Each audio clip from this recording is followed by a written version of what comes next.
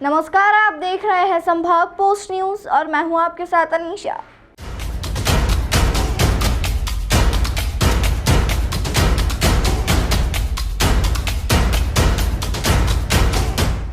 पीड़िता का आरोप है कि बेटा 10 साल का हो गया मगर आरोपी ने शादी नहीं की। लैब टेक्नीशियन के पद पर अस्पताल में पदस्थ महिला के साथ संदीप शर्मा ने उसके कमरे में शादी का झांसा देकर दुष्कर्म किया और बाद में शादी से मुकर गया। पीड़िता ने प्रेस वार्ता कर आरोप लगाया कि संदीप शर्मा ने उसके कमरे में आकर शादी का झांसा देकर जबरदस्ती कई बार उसके साथ शारीरिक संबंध बनाए, जिसके कारण वो गर्भवती हो गई। उसने संदीप शर्मा को बार बार शादी करने को कहा तो वह उससे शादी से मुकर गया। जब पुलिस में रिपोर्ट दर्ज कराने वो जा रही थी तब संदीप ने उससे कहा कि मैं तुमसे शादी करूंगा, तुम इस बच्चे को जन्म दे दो। पीड़िता ने 21 सितंबर 2012 को बच्चे को जन्म दिया जो आज 10 वर्ष का हो गया। पीड़िता ने आरोप लगाया कि संदीप शादी का आश्वासन देता रहा। इसी बीच मुझे पता चला कि उसने पूजा जायसवाल नामक युवती से शादी कर ली। भरकुआ पुलिस ने आरोपी के खिलाफ प्रकरण दर्ज किया है। सर, मैं ना 2008 में पीएमटी की कोचिंग करने के लिए और यहाँ पढ़ाई करने के लिए इंदौर आई थी। तो मैं नीचे वाले फ्लोर पे रहती थी, वो ऊपर तीसरे फ्लोर पे रहता था। वहाँ मेरी बातचीत हुई, पहचान हुई उससे। तो फिर उसके बाद उसने मुझे बोला, उसको मैं पसंद आई कि मतलब मैं तुमको प्यार करता हूँ, तुमसे शादी करना चाहता हूँ, ऐसा है ऐसा है। मैंने बोला भी कि तुम्हारा समाज अलग, मेरा अलग, पर वो नहीं माना। फिर उसने उसके परिवार से मिलाया मुझे, उसकी बहन, उसकी भाभी, उसके मम्मी पापा, भाई, सब लोग, उनकी बहन की लड़की, सब लोग मिलने आए मुझसे। बोले हाँ, हम करने के लिए तैयार हैं, ऐसा वैसा ये वो। तो फिर उसके बाद मेरा रिलेशन उसके साथ रहा और वो कुछ करता नहीं था, वो कुछ भी नहीं करता था। मैं पढ़ाई करती थी, फिर मेरी पोस्टिंग हो गई। फिर उसके बाद मतलब हम लोगों का रिलेशन चलता रहा। शादी के लिए उन्होंने हामी भर दी। फिर वो मुझे गांव भी ले गए।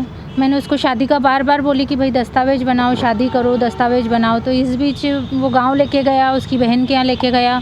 इस बीच मैं प्रेग्नेंट हो गई। तो मैंने तब भी बोला उनको कि शादी तुम करो, ये मतलब सारे दस्तावेज वो ला के दो। तो मुझे बोलता था, बोले हिंदू मुस्लिम की शादी ऐसे नहीं होती है, कोर्ट के पेपर बनते हैं, कोर्ट में मैंने पेपर दे दिए हैं। तो फिर मैं आश्वस्त रही। इस बीच में प्रेग्नेंट भी हुई, 2-3 बार प्रेग्नेंट हुई। तो उसने तीनों बार मतलब उसकी बहन ने और उन लोगों ने मिलके बोला कि नहीं, अभी जब तक पेपर नहीं बनते हैं तब तक बेबी प्लान मत करो बोले। और उन्होंने ज़बरदस्ती मेरे को गोली दे दी और ज़बरदस्ती मेरा गर्भपात करवा दिया। फिर उसके बाद घर गए, आना जाना लगा रहा। पर मैं उनको हमेशा बोलती रही कब आएंगे पेपर। ऐसे 2-3 साल हो गए तो मैंने पेपरों का बोला तो उसने नहीं बनाया। फिर उसके बाद लड़ाई झगड़े करने लगा, बहुत मारने लगा, पीटने लगा और परेशान करने लगा। और फिर उसके बाद मैं फिर प्रेग्नेंट हुई तो भाग गया मेरे को छोड़ के। फिर उसने बोला जा नहीं करता शादी, क्या करती तू, और नहीं करना। तो फिर मैं थाने गई, मैं भरकुआ थाने गई, पर मेरी सुनवाई नहीं हुई वहाँ से। तो फिर मैं एसपी ऑफिस मिली। फिर मुझे मतलब वहाँ से सुनवाई हुई तो उन्होंने मेरे से समझौता किया उन लोगों ने कि हम 1 महीने के अंदर तुमको वो बना देंगे। मैं गर्भवती थी 5 महीने की। 5 महीने का ये जो बच्चा अभी 10 साल का हो गया है, उसका नाम आर्यमन पुरोहित है। संदीप शर्मा नाम है उसका और उसके पिता का नाम राम भरोस शर्मा है। तो अभी 10 साल का हो गया है बेटा, पर आज दिनांक तक उसने मेरे से शादी नहीं करी। आप बोल रहे हैं कि वो हिंदू या मुस्लिम का क्या है यानी? मैं मुसलमान हूँ और वो ब्राह्मण है।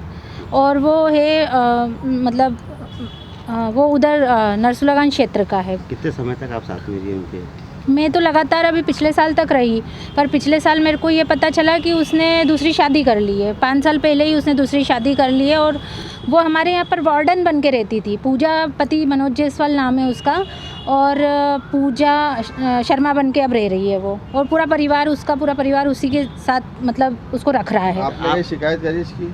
मैंने शिकायत थाने पे गई थी, मैं भरकुआ थाने पे शिकायत करने के लिए। तो शिकायत में पूजा के नाम तो कोई खिलाफ कोई एफआईआर दर्ज नहीं करी और मतलब उसके परिवार वालों के खिलाफ भी कुछ नहीं दर्ज करा। बस मतलब सुनवाई इतनी नहीं हुई मेरी।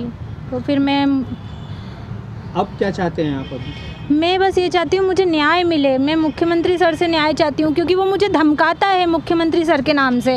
वो बोलता है मुख्यमंत्री सर मेरे पिता के साथ खाना खाते हैं और मेरा सारा कारोबार सब वहीं से चलता है। मैं मुख्यमंत्री सर से, मेरी माता और मैं भी मिले, वहाँ गई मैं, पर अभी तक मुझे कोई न्याय नहीं मिला है। सर से मेरे को बहुत मतलब न्याय की गुहार लगा रही हूँ मैं कि मुझे न्याय मिले। और इन लोगों क्या को बैकग्राउंड है इसका, इसके परिवार का?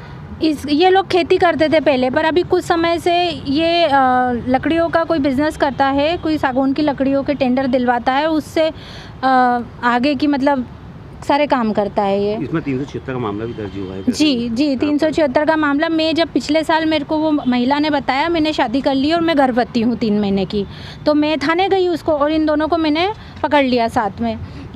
तो ये तो वार्डन बन के आई थी पूजा जायसवाल मेरे घर पे, तो ये वार्डन बन के रह रही थी और मैं उसी घर में रह रही थी। मेरे ससुर का घर यही 51 सरवाने जो मैं अभी भी निवास कर रही हूँ, अभी भी वहीं रहती हूँ। तो मैं थाने गई तो वहाँ पहले बोले कि आप महिला थाने जाइए।